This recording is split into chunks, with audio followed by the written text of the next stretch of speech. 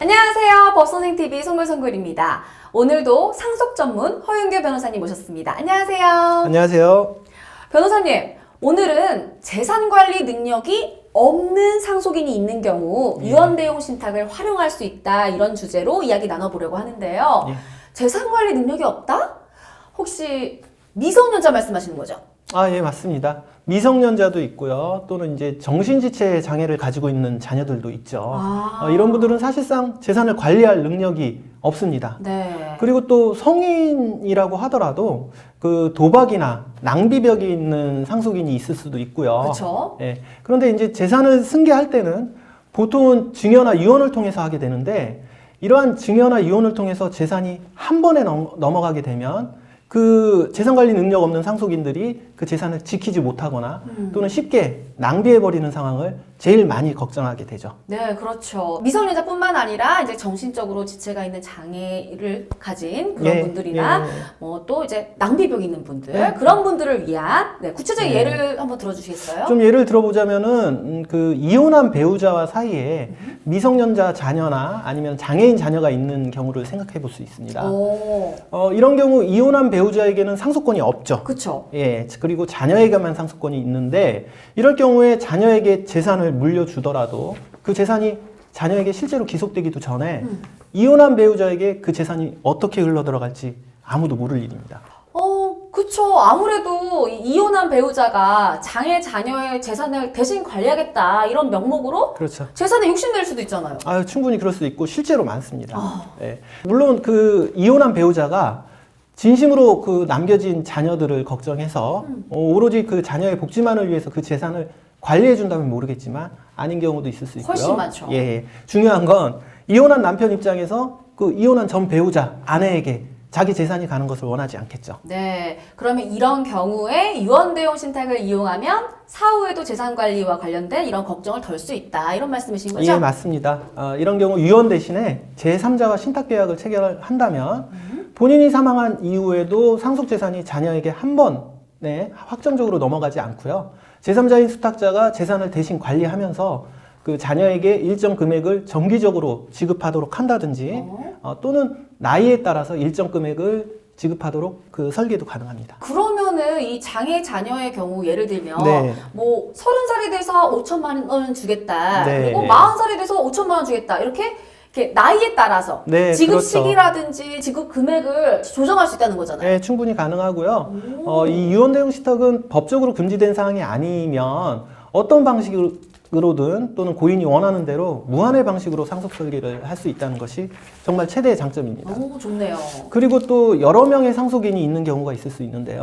본인이 원하는 대로 상속분을 조정할 수도 있고요. 그렇죠. 예를 들면 아까 말씀드린 도박에 빠진 자녀가 있거나 또는 낭비벽이 있는 배우자가 있다.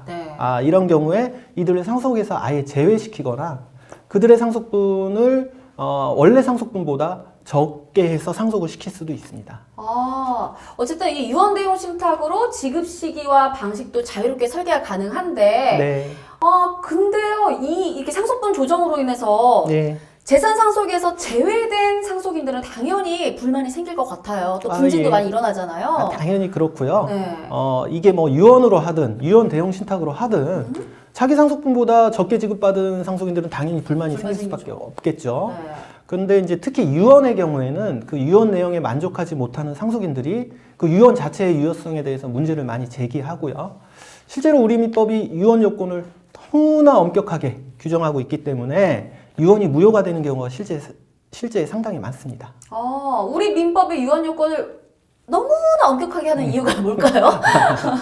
네, 유언은 그 법률 행위 중에서 단독행위라고 하는데요. 단독행위? 혼자서 하는 행위. 혼자서 하는 행위. 그 상대방이 있는 계약이라는 것과 대비해서 생각하시면 됩니다.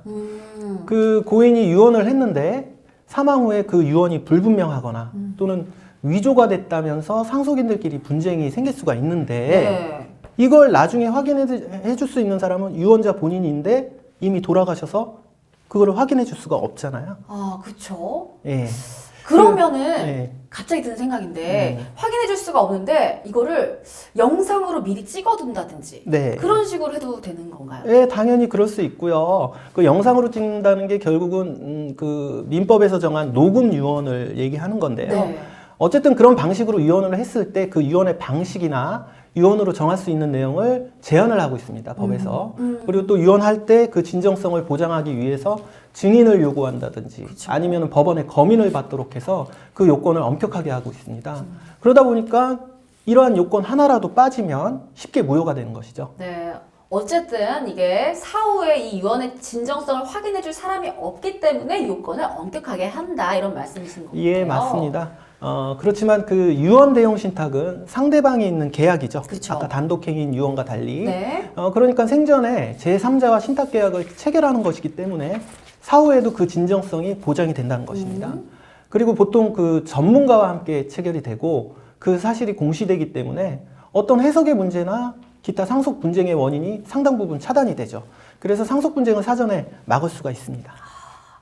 그리고 또 이 유언 대용 신탁은 유류분 문제도 해결할 수 있다는 장점이 되잖아요. 예, 맞습니다. 유언 대용 신탁과 유류분의 문제도 저희 채널을 통해서 여러 번 소개해 드린 바가 있는데요.